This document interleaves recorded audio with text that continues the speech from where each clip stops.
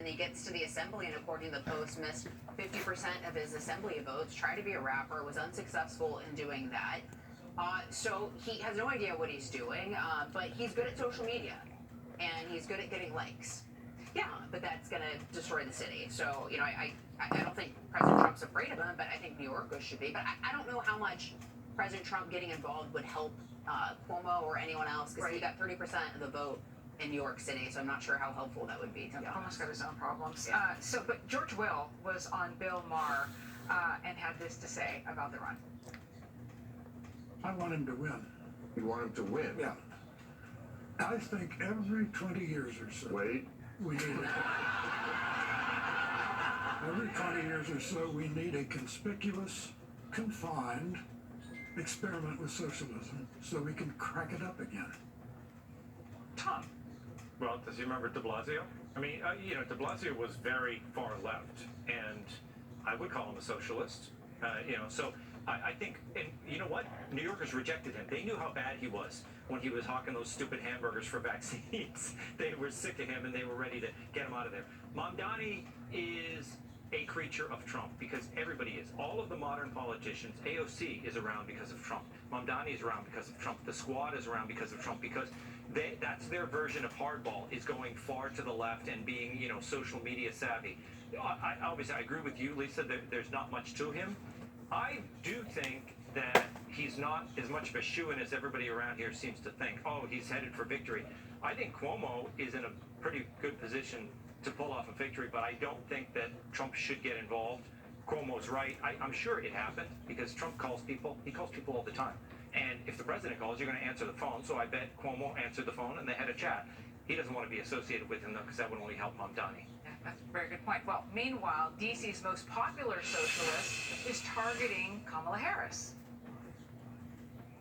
One of the reasons, in my view, that Kamala Harris lost this election is she had too many billionaires telling her not to speak up for the working class of this country.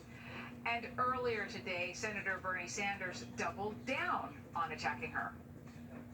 Her core consultants, were heavily influenced by very wealthy people.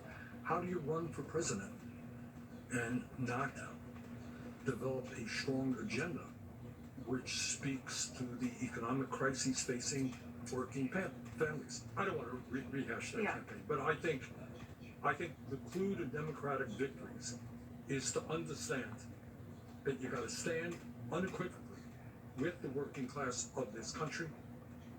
Okay, so today we're not going to rehash the campaign, but we're going to rehash the campaign. Well, let me tell you that the billionaires out there, because we're all millionaires, the billionaires are the problem, and Kamala should have listened to them. Look, Bernie Sanders got his nose under the tent. He's handed it off to AOC and Mamdani. Jasmine Crockett, who doesn't show up for work 50% of the time, like Mamdani. This is what's happening. By the way, let's not call Bernie Sanders a socialist. Look at his policies. The guy is a communist. He always has been. He's very clear about his policies and where they are. And you know what? George Will, I wish he'd at least give a little credit to Thomas Sowell on this, and I happen to agree, but I'll credit Thomas Sowell. Sometimes you have to flirt with, or sometimes you have to experience the failures of socialism, and the fact is New York is about to do that. Cuomo's political career is dead. He's got a body bag count to his decisions in the state of New York during COVID. Eric Adams is a tracksuit trying to keep his job. And Mamdani's got the vote of the progressives and the white liberals, especially young white liberals and leftover hippies. And sadly, New York is going to have to flirt with this to make Bolshevik Bill de Blasio look like he was a walk in the park. Can I just talk about Bernie Sanders, or this is going to drive me nuts? I am so tired of being lectured to about the 1% from the 1%.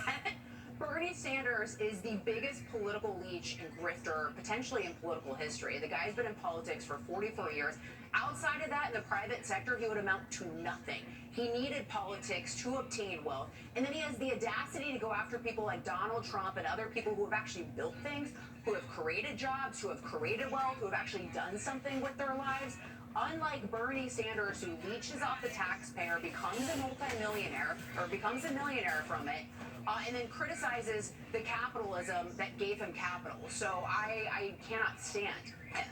if I have not made that clear. You know, Tom, in 3 months, it's going to be 1 year since the Democrats lost, right? And they are still out there having this very public conversation about what went wrong and how can we go forward, but they don't seem to be moving in the same direction. Yeah, and I don't agree with George Will. I don't think you learn anything. He seems to think that we're going to have a socialist in New York and then we're going to get it out of our system. Nobody learns anything. I mean, look at Seattle, look at Portland, look at Baltimore and Cincinnati. They run these cities into the ground and they keep getting reelected. Look at Chicago. They reelected someone worse. So I don't think these people learn. No.